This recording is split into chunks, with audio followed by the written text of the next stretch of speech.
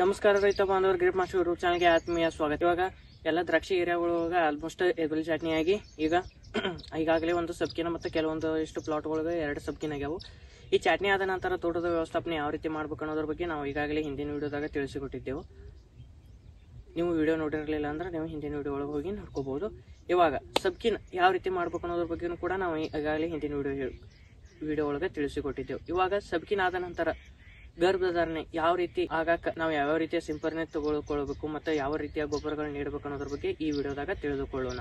ಇವಾಗ ನಿಮ್ಮ ಪ್ಲಾಟ್ನಾಗ ಗರ್ಭಧಾರಣೆ ಒಳ್ಳೆಯದಾಗಿ ಆಗಕ್ಕೆ ಏನು ಮಾಡ್ಬೇಕಪ್ಪ ಅಂತಂದ್ರೆ ನೈಟ್ರೋಜನ್ ಪ್ರಮಾಣ ಸ್ವಲ್ಪ ನಿಮ್ಮ ಪ್ಲಾಟ್ನಾಗ ನಿಯಂತ್ರಣದಲ್ಲಿ ಇರ್ಬೇಕಂದ್ರೆ ಜಾಸ್ತಿಯಾಗಿ ನೈಟ್ರೋಜನ್ ಇತ್ತ ನಿಮ್ಮ ಪ್ಲಾಟ್ನಾಗ ಜಾಸ್ತಿಯಾಗಿ ಚಿಗುರು ಹೋಗುವುದರಿಂದ ಗರ್ಭಧಾರಣೆ ಸರಿಯಾಗುವುದಿಲ್ಲ. ಕಡ್ಡಿಯ ಅಂತರ ಅಂದ್ರೆ ಒಂದು ಕಣ್ಣಿನಿಂದ ಇನ್ನೊಂದು ಕಣ್ಣಿನ ಅಂತರ ಜಾಸ್ತಿ ಆಗಿರ್ತೈತಿ.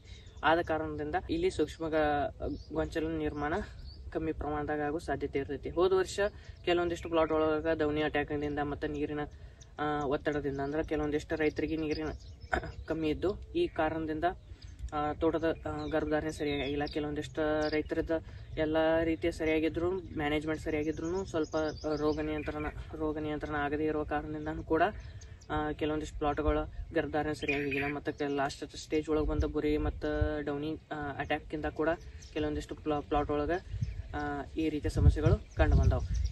ಈ ಕಾರಣದಿಂದ ಸೂಕ್ಷ್ಮ ಗೊಂಚಲು ನಿರ್ಮಾಣ ಆಗಕ್ಕೆ ತೊಂದರೆ ಆಗ್ತೈತಿ. ಮತ್ತು ನಿಮ್ಮ ಪ್ಲಾಟ್ನಾಗ ಸೂಕ್ಷ್ಮ ಗೊಂಚಲ ನಿರ್ಮಾಣ ಆಗಕ್ಕೆ ಯಾವ್ಯಾವ ರೀತಿಯ ಅಂಶಗಳು ಅದಾವಪ್ಪ ಅಂತಂದ್ರೆ ಪ್ಲಾಟ್ NPK ಅಂದ್ರೆ ಗೊಬ್ಬರ ಮ್ಯಾನೇಜ್ಮೆಂಟ್, ನೈಟ್ರೋಜನ್, ಫಾಸ್ಫರಸ್, ಪೊಟ್ಯಾಶ್ ಇವುಗಳ ನಿರ್ವಹಣೆ ಸರಿಯಾಗಿ ಇರಬೇಕು. ಮತ್ತು ನಿಮ್ಮ PGR ಮೇಂಟೆನೆನ್ಸ್ ಅಂದ್ರೆ ನೀವು ಈಗ ಟಾನಿಕ್ ಯಾವ್ಯಾವ ಸಿಂಪರಣೆ ಮಾಡ್ತಿರಲ್ಲ ಗರ್ಭಧಾರಣೆಗೆ ಇವು ಕೂಡ ಸರಿಯಾದ ಸಮಯಕ್ಕೆ ಮತ್ತು ಸರಿಯಾದ ಪ್ರಮಾಣದಲ್ಲಿ ನೀವು ಯೂಸ್ ಮಾಡ್ತಿರ್ಬೇಕು. ಮತ್ತು ಸೂಕ್ಷ್ಮ ಪೋಷಕಾಂಶಗಳ ನಿರ್ವಹಣೆ ಕೂಡ ಸರಿಯಾಗಿರ್ಬೇಕು. ಮತ್ತು ನ್ಯೂಟ್ರಿಯೆಂಟ್ ಮ್ಯಾನೇಜ್ಮೆಂಟ್ ಕೂಡ ಸರಿಯಾಗಿರ್ಬೇಕು.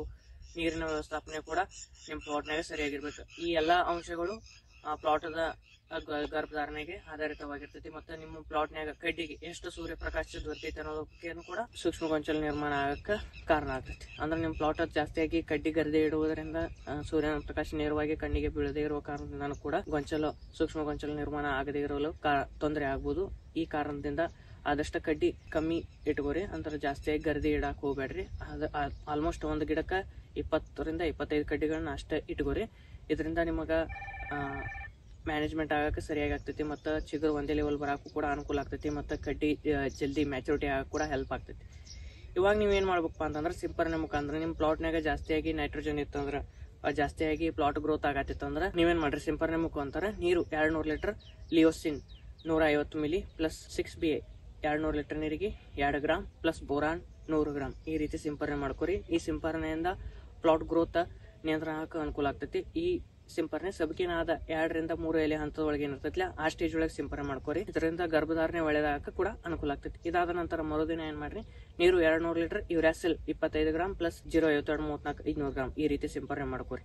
ಈ ಸಿಂಪರಣೆಯಿಂದ ಗರ್ಭಧಾರಣೆ ಆಗಕ್ಕೆ ಅನುಕೂಲ ಆಗ್ತೈತಿ. ಮತ್ತೆ ಡ್ರಿಪ್ ಮುಖಾಂತರ ಏನ್ ಮಾಡ್ರಪ್ಪ ಅಂತಂದ್ರ ನೀರು 200 ಲೀಟರ್ ಡ್ರಿಪ್ ಮುಖಾಂತರ ಎಕರೆಗೆ 126100 8 ರಿಂದ 10 kg ಎಕರೆಗೆ ನೀಡ್ಕೋಬಹುದು. ಇದಾದ ನಂತರ ನೀವು ಏನ್ ಮಾಡ್ರಿ ಜಾಸ್ತಿಯಾಗಿ ಚಿಗುರಿನ ವೇಗ ಅಂದ್ರೆ ನಿಮ್ದು ಪ್ಲಾಟ್ನಾಗ ಗ್ರೋತ್ ಜಾಸ್ತಿ ಆಗತ್ತಿತ್ತು ಅಂದ್ರೆ ನೀವು 0.5234 ಎಕರೆಗೆ 10 kg ಕೂಡ ಡ್ರಿಪ್ ಮುಖಾಂತರ ನೀಡ್ಬೋದು.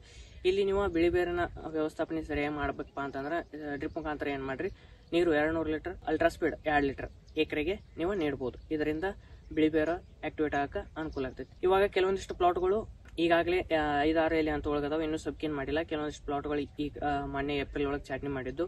ಸ್ವಲ್ಪ ಇವಾಗ ಮಳೆ ಆಗೋದ್ರಿಂದ ಗಾರ ಈ ರೀತಿ ಆಲಿಕಲ್ಲು ಮಳೆಯಾಗಿ ಸ್ವಲ್ಪ ಚಿಗುರಿಗೆ ತೊಂದರೆ ಆಗಿತ್ತು.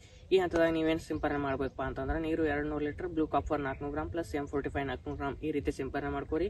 ಈ ಸಿಂಪರಣೆಯಿಂದ ನಿಮಗೆ ಯಾವುದೇ ರೀತಿಯ ರೋಗ ನಿಯಂತ್ರಣ ಆಗಕ್ಕೆ ಅನುಕೂಲ ಆಗ್ತೈತಿ. ಮತ್ತು ಡ್ರಿಪ್ ಮುಖಾಂತರ ಏನು ಮಾಡ್ರಿ 24 10 kg ಎಕರೆಗೆ ನೀಡ್ರಿ. ಇದರಿಂದ ಒಳ್ಳೆ ಗ್ರೋತ್ ಅಂದ್ರೆ ನಿಮ್ಮ ಚಿಗುರಿನ ವೇಗ ಜಾಸ್ತಿ ಆಗಕ್ಕೆ ಅನುಕೂಲ ಆಗ್ತೈತಿ. ಈ ರೀತಿ ವ್ಯವಸ್ಥಾಪನೆ ಮಾಡ್ರಿ. ಇದೇ ರೀತಿಯ ಹೆಚ್ಚಿನ ಮಾಹಿತಿಗಾಗಿ ಗ್ರೇಪ್ ಮಾಸ್ಟರ್ ಆ್ಯಪ್ ಇನ್ಸ್ಟಾಲ್ ಮಾಡ್ಕೊರಿ ಮತ್ತು ಗ್ರೇಪ್ ಮಾಸ್ಟರ್ ಯೂಟ್ಯೂಬ್ ಚಾನಲ್ ಕೂಡ ಸಬ್ಸ್ಕ್ರೈಬ್ ಮಾಡಿ. ವಿಡಿಯೋ ಇಷ್ಟವಾದಲ್ಲಿ ಲೈಕ್ ಮಾಡಿ, ಶೇರ್ ಮಾಡಿ ಮತ್ತು ಕಾಮೆಂಟ್ ಮಾಡ್ರಿ. ಮತ್ತು ಮುಂದಿನ ವಿಡಿಯೋದಾಗ ಭೇಟಿಯಾಗೋಣ. नमस्कार. मास्टर ॲपमध्ये तुम्हाला मिळणार दैनंदिन शेड्यूल, 1 तासाच्या आत प्रश्नांची सविस्तर उत्तरे, परीक्षणानुसार अन्नद्रव्य व्यवस्थापन, रोग कीड नियंत्रण, हवामान अंदाज आणि बरेच काही. तर वाट कसली बघताय? आत्ताच ग्रेप मास्टर ॲप डाउनलोड करा.